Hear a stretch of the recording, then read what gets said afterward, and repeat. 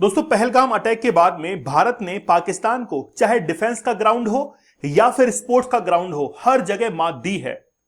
Recently ये हुआ है कि यूएन ट्रुप्स जो कि अलग अलग देशों के अंदर काम करते हैं, उनका कॉन्क्लेव भारत के अंदर होने के लिए जा रहा है 13 से लेकर 16 अक्टूबर के बीच में। और इनके अंदर सभी देशों के जो चीफ होते हैं, आर्मी चीफ, वो कंट्रीब्यूट करते हैं, वो पार्टिसिपेट करते हैं। लेकिन इस बार चाइना को और पाकिस्तान को निमंत्रण, इनविटेशन नहीं भेजा गया है।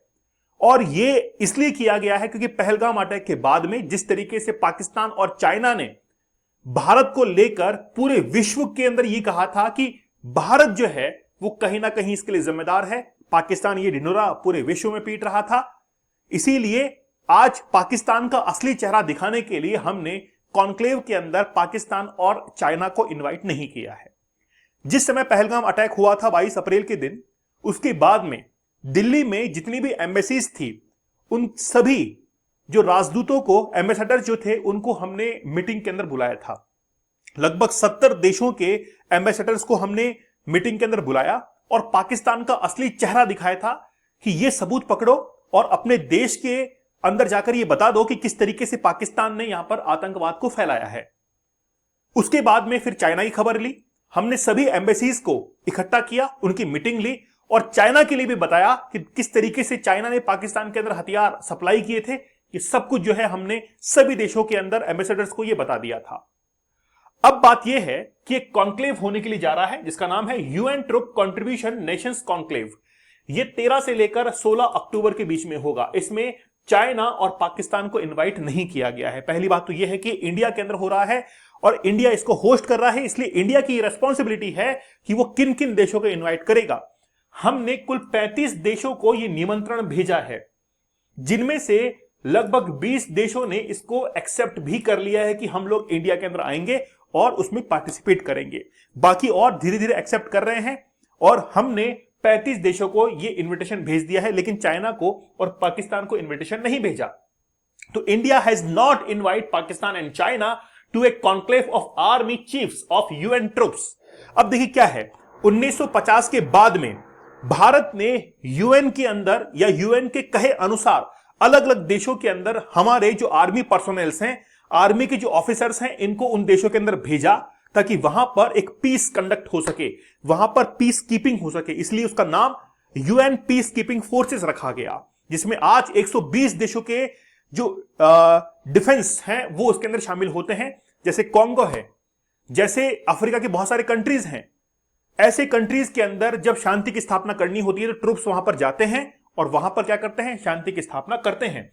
भारत ने भी अब तक 40 ऐसे मिशन हैं उनके अंदर कंट्रीब्यूट किया है। हमने हमारे 180 सैनिक वहां पर खोए हैं यूएन पीस कीपिंग फोर्सेस के तहत। अब आप देख सकते हैं कि हमारा बलिदान वहां पर है, लेकिन फिर भी हम लोग उसके अंदर पीछे नहीं हट रहे हैं, चाहे वो किसी भी देश की समस्या क्यों ना हो। कॉन्गो के अंदर, कॉन्गो आप लोग जानते हैं, कॉन्गो एक अफ्रीकन कंट्री है। वहां पर एक इन्फेंट्री काम करती है, 301 इन्फेंट्री, जो कि भारत उसको होल्ड करता है, भारत उसको लीड करता है। उसी लीडरशिप के अंदर पाकिस्तान की जो सेनाएं हैं वो भारत की लीडरशिप के अंदर काम करती हैं। भारत के कहे अनुसार वो कॉन्गो के अंदर अपने ऑपरेशंस को अंजाम देती हैं। इसीलिए पाकिस्तान को भारत से बहुत कुछ सीखना है। दोस्तों, हमारा 75 डेज का हार्ड चैलेंज बड़ा जबरदस्त है। मैंने हमेशा ये कहा है कि अगर आप इस एडिक्शन से बाहर निकलना चाहते हैं तो आपको कुछ टेक्निक्स बतानी पड़ेंगी। वो 75 टेक्निक्स मैंने बताई हैं ताकि उनका इस्तेमाल करके आप इस एडिक्शन से बाहर निकल सके और आपको वो गोल जो है, वो टारगेट, वो क्लियर दिखाई दे। अगर आप में विल पावर है तो आप 175 डेज का हार्ड चैलेंज भी ले सकते हैं। जैसे कल एक स्टूडेंट का मेरे पास मैसेज आया कि सर, मैंने अब आपका चैलेंज तीसरी बार लिया है। पहले 2 चैलेंज कंप्लीट किए जिससे मेरे अंदर कॉन्फिडेंस आया, मेरे अंदर मुझे यह पता लगा कि वाकई में एक्चुअली में मैं उस एडिक्शन से बाहर निकलकर क्या कुछ कर सकता हूं। तो ऐसा आप भी अनुभव कर सकते हैं। आप अपने लक्ष्य को, अपने टारगेट को और भी क्लियर कर सकते हैं। चलिए, सबसे पहले ये देखिए, एक कॉन्क्लेव जो है वो आयोजित होगा, जिसको इंडिया जो है वो होस्ट करने के लिए जा रहा है। यहां पर आप लोग एक ब्लू कलर की कैप देख रहे हैं, इसीलिए यूएन पीस कीपिंग फोर्सेस के जो लोग होते हैं उनको ब्लू हेलमेट्स हम लोग कहते हैं।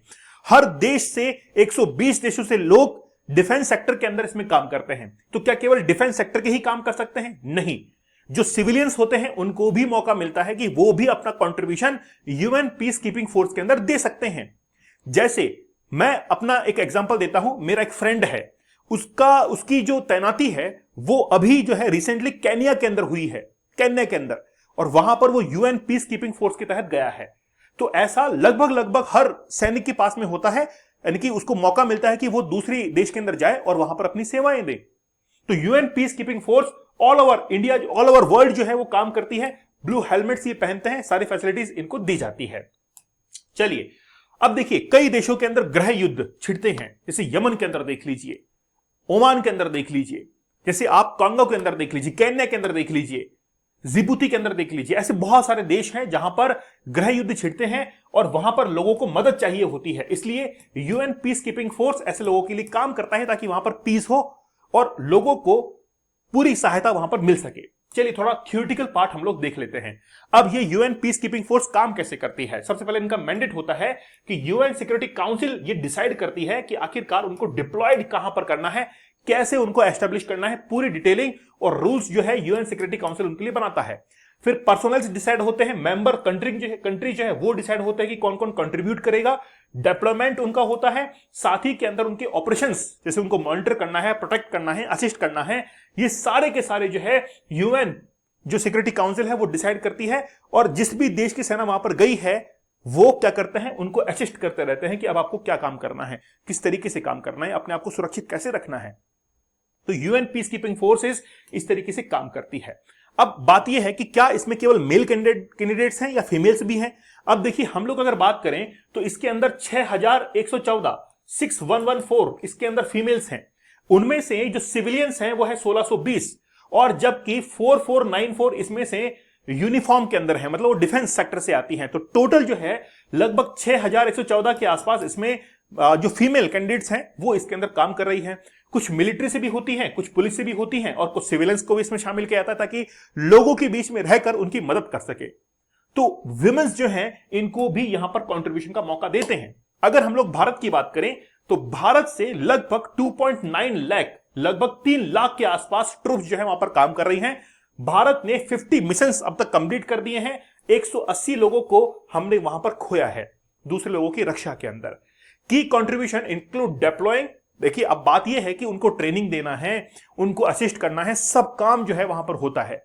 अब आप अगर किसी देश की मिलिट्री में शामिल हुए, जैसे मान लीजिए कि मैं इंडियन आर्मी के अंदर हूं और मुझे यह मौका मिले कि मैं किसी दूसरे देश के लोगों को बचाने के लिए वहां पर जा रहा हूं, तो यह भी हमारे लिए एक पॉजिटिव साइड होती है कि एक्सपीरियंस मिल रहा है दूसरे देश के अंदर जाकर। इसका एक नेगेटिव साइड भी होता है। कई बार क्या होता है कि उस देश के अंदर जो विपक्ष होता है वो कहता है कि यार पहले अपने देश की सुरक्षा कर लो, बाद में दूसरे देश की सुरक्षा करना। ये एक थर्ड पॉइंट हो जाता है, थर्ड फेस होता है। किसी चीज को देखने, किसी टॉपिक को देखने का नजरिया होता है ये। तो बात ये है कि हम लोग भी वहां पर क्या करते हैं, कंट्रीब्यूट करते हैं।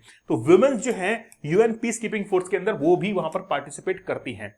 अब देखिए बांग्लादेश हुआ, जैसे बांग्लादेश के जो लोग हैं कंट्रीब्यूट करते हैं 7278, नेपाल के अंदर है 6231, इंडिया से है 6000 के आसपास, रवांडा से है 5905, ठीक है, पाकिस्तान से, घाना से, इंडोनेशिया, इजिप्ट, हर जगह से कंट्रीब्यूट जो है ऑपरेशंस के अंदर वो करते हैं। बहुत सारे ऑपरेशंस चलते हैं। अब बात यह है कि पाकिस्तान को और चाइना को इनवाइट क्यों नहीं किया गया है। इनवाइट करने का पावर किसके पास में है, तो इनवाइट करने का पावर इंडिया के पास में है, इंडिया होस्ट कर रहा है। तो हम जो है अगर एनिमी कंट्रीज को गिने तो सबसे पहला एनिमी कंट्री हमारे लिए कौन आता है, वो आता है चाइना। 1962 के अंदर चाइना के साथ में हमने वॉर किया, उसके बाद में पाकिस्तान आता है और फिर आता है थर्ड नंबर पर टर्की, जो कि हमारा एनिमी कंट्री है। और आप देखिए जब भी इमरजेंसी डिक्लेयर होती है या हम लोग जब आर्टिकल 352 को पढ़ते भी हैं कि नेशनल इमरजेंसी कब कब लगी, उसमें से जो हमारे एक्सटर्नल एग्रेशंस हैं उसके आधार पर भी इमरजेंसीज लग चुकी हैं। तो चाइना को और पाकिस्तान को इससे दूर करना जरूरी था, लेकिन टर्की जो है वो ऑटोमेटिक खुद ही जो है इसमें पार्टिसिपेट करने से इनकार कर रहा है। तो अब इनकार कौन कर रहा है, जो हमारे एनिमी कंट्रीज हैं। तो हमने पाकिस्तान को और चाइना को तो इनविटेशन भेजा ही नहीं है कि भाई तुमको आने की जरूरत नहीं है, हम खुद जो है इसको संभाल लेंगे। क्योंकि आपको पता होगा कि रिसेंटली अभी डोनाल्ड ट्रंप ने इजराइल को लेकर क्या कहा था कि इजराइल जो है वो अब अटैक करेगा किसके ऊपर, गाजा के ऊपर, अगर उसने वो प्लान को नहीं माना। और साथ में उस स्टेटमेंट के अंदर इंक्लूड किया था कि पाकिस्तान के शहबाज शरीफ और आसिम मुनीर, मैंने आपको कल बताया था स्क्रीनशॉट, कि शहबाज शरीफ और असीम मुनीर से उम्मीद है कि वो किसका साथ देंगे, वो इस 20 पॉइंट्स का प्लान जो है उसका साथ देंगे। तो बात यह है कि पाकिस्तान मोटिवेटेड है किससे, यूएसए से। यूएसए हर तरीके से इसको क्या कर रहा है, कैप्चर कर रहा है। जैसे बांग्लादेश हुआ, जैसे पाकिस्तान हुआ, इनको क्या कर रहा है, कंट्रोल कर रहा है, ऐसे पपेट कंट्रोल कर रहा है। तभी आप देखिए पाकिस्तान की विजिट बांग्लादेश में हो रही है और बांग्लादेश की विजिट पाकिस्तान के अंदर हो रही है। तो 1971 से पहले जो सिनेरियो था उसको बनाने के लिए लग रहे हैं और चाइना उसके लिए वेपन सप्लाई कर रहा है। तो हम लोगों को चाइना और पाकिस्तान को क्यों ही बुलाना फिर यहां पे भारत के अंदर, इसीलिए हमने कोई भी इन्विटेशन उनको नहीं भेजा है। ठीक है, अब बात है इस न्यूज की। देखिए कि UN peacekeepers meet, India does not invite Pak and China. तो हमको जो है इनको तो यहां पर बुलाना ही नहीं था। दोस्तों हमारा डीप वर्क का एक कोर्स है, बड़ा जबरदस्त है कि आखिरकार काम करने की सही टेक्निक क्या होती है। जिन लोगों ने अपना काम बड़ी शिद्दत से किया है वो कहां पहुंच गए हैं, वो टेक्निक्स मैंने बताई हैं। आप लोग जरूर इसको देखिएगा, जरूर हमारे कोर्स के साथ में जुड़िएगा। 75 डेज का हार्ड चैलेंज, 75 दिनों तक मैंने ये बताया कि आप लोग इस एडिक्शन से दूर कैसे रह सकते हैं और अपनी लाइफ की जो गोल्स है इसको क्लियर कैसे कर सकते हैं। और आप चाहें तो 175 डेज का हार्ड चैलेंज भी एक्सेप्ट कर सकते हैं। दीपक इंद्र ऑफिशियल टेलीग्राम चैनल पर जरूर ज्वाइन कर लीजिएगा। तो मिलते हैं आप लोगों से अगले सेशन में। तब तक धन्यवाद, थैंक यू, जय हिंद।